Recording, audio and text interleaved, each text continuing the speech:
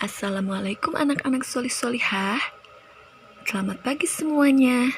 Semoga di pagi yang penuh rahmat ini kita senantiasa diberikan kesehatan oleh Allah Subhanahu wa Ta'ala dan diberi kemudahan dalam mengikuti kegiatan pembelajaran hari ini. Hari ini kita akan belajar tematik tema 5 dengan muatan pelajaran IPA. Sebelum kita memulai pembelajaran hari ini, marilah kita bersama-sama membaca doa. Doa sebelum belajar. Bismillahirrahmanirrahim. Rabbi zidni ilman warzuqni fahma. Dalam kehidupan sehari-hari, kita sangat membutuhkan cahaya. Cahaya berguna untuk membantu manusia melihat benda-benda di sekitar, membedakan warna, dan melakukan kegiatan sehari-hari. Cahaya memiliki 5 sifat. 1. Cahaya merambat lurus. 2. Cahaya menembus benda bening. 3. Cahaya dapat dipantulkan. 4. Cahaya dapat dibiaskan. Dan yang kelima, cahaya dapat diuraikan. Berikut ini merupakan contoh dari sifat-sifat cahaya. Contoh yang menunjukkan bahwa cahaya merambat lurus. 1. Lampu sorot di lapangan sepak bola. 2. Cahaya matahari yang masuk dari jendela. 3.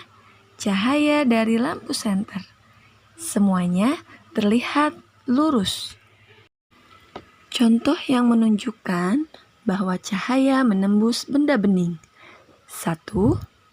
Saat senter diarahkan ke papan melalui gelas bening, cahaya dari senter akan menembus gelas dan menyinari papan tersebut.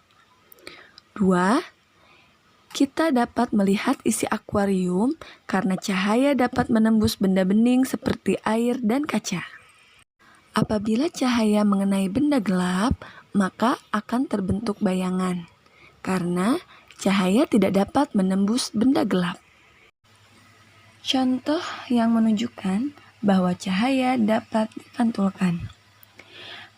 Ada 2 jenis pemantulan cahaya, yaitu pemantulan teratur dan pemantulan baur.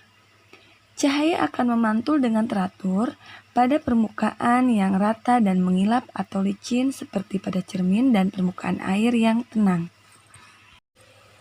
Apabila permukaan bidang pantul tidak rata, maka cahaya akan mengalami pemantulan baur. Contoh yang menunjukkan cahaya dapat dibiaskan diantaranya, pensil tampak patah saat dimasukkan ke dalam gelas yang berisi air jernih. 2. Kolam renang tampak lebih dangkal. Dan yang ketiga, ikan di kolam akan terlihat dekat dan besar. Contoh penguraian cahaya yang dapat kita lihat di kehidupan sehari-hari adalah pelangi. Saat terurai, cahaya menghasilkan berbagai macam warna, yaitu merah, jingga, kuning, hijau, biru, nila, dan ungu, atau magicu hibinium. Benda-benda yang dapat menguraikan cahaya antara lain titik-titik air dan prisma kaca. Tahukah kalian mengapa kita dapat melihat dan membedakan warna-warna benda di sekitar kita? Ya, benar, karena kita memiliki indera penglihatan yaitu mata. Ayo kita simak, berikut ini merupakan bagian-bagian pada mata dan fungsinya.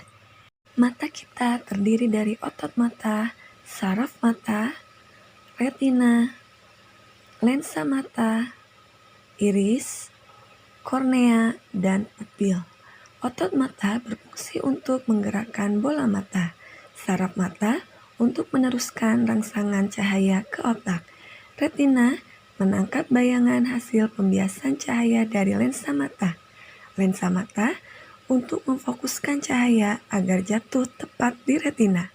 Iris berfungsi mengatur besar kecilnya pupil serta memberi warna mata. Kornea berfungsi meneruskan cahaya yang masuk ke mata, dan pupil berfungsi mengatur banyaknya cahaya yang masuk ke mata. Kita dapat melihat benda karena adanya cahaya. Perhatikan gambar proses melihat berikut. Pertama, benda memantulkan cahaya. Kemudian, cahaya masuk ke mata melalui pupil. Cahaya dibiaskan oleh lensa mata. Kemudian, bayangan jatuh di retina menjadi terbalik. Bayangan yang ditangkap retina diteruskan ke otak. Kemudian, otak akan menerjemahkan bahwa benda yang kita lihat tidak terbalik. Masih ingatkah kalian kegunaan dari cahaya? Selain membantu manusia untuk melihat benda-benda di sekitar, cahaya juga berguna untuk membedakan warna. Bagaimana kita dapat membedakan warna benda? Berikut penjelasannya. Misalnya, saat kita melihat pohon berwarna hijau. Pohon berwarna hijau memiliki pigmen berwarna hijau. Pigmen tersebut akan memantulkan cahaya berwarna hijau. Kemudian, cahaya tersebut ditangkap oleh mata kita, sampai diterjemahkan oleh otak bahwa warna benda yang dilihat adalah hijau. Agar lebih jelas, mari kita simak video cara kerja mata saat melihat benda.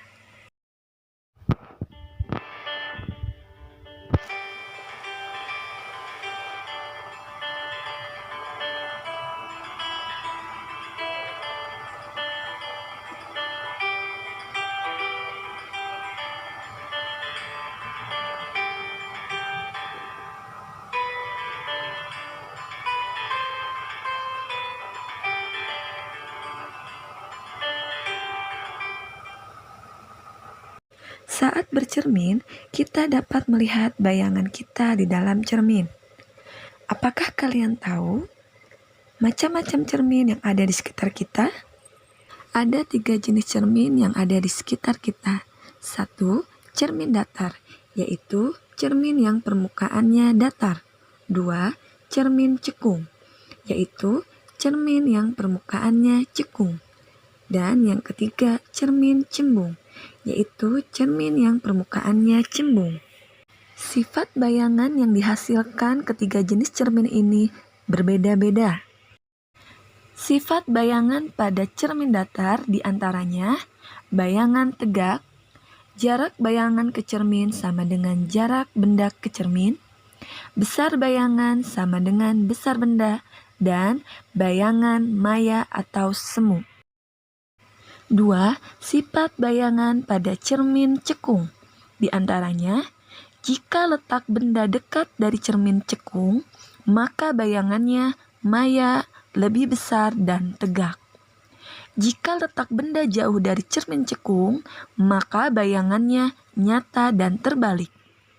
3. Sifat bayangan pada cermin cembung. Di antaranya, bayangan tegak. Bayangan lebih kecil dari bendanya, dan bayangan bersifat maya. Ketiga jenis cermin ini dapat dimanfaatkan dalam kehidupan sehari-hari.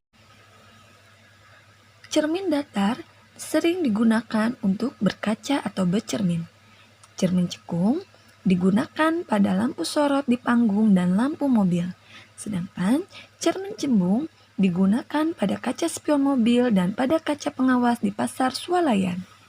Sifat-sifat cahaya dapat dimanfaatkan dalam pembuatan berbagai macam alat, di antaranya periskop, kaleidoskop, loupe, kamera, teropong atau teleskop, dan mikroskop. Periskop adalah alat yang digunakan di kapal selam untuk melihat pemandangan di sekeliling kapal selam hingga di atas permukaan laut. Cara kerja periskop adalah cahaya berasal dari lensa objektif dipantulkan cermin menuju ke bawah, lalu dipantulkan lagi oleh cermin ke arah horizontal. Lalu hasil pantulan bayangannya ditangkap oleh mata. Demikian pembelajaran hari ini. Marilah bersama-sama membaca hamdalah. Alhamdulillahirabbil alamin. Wassalamualaikum warahmatullahi wabarakatuh.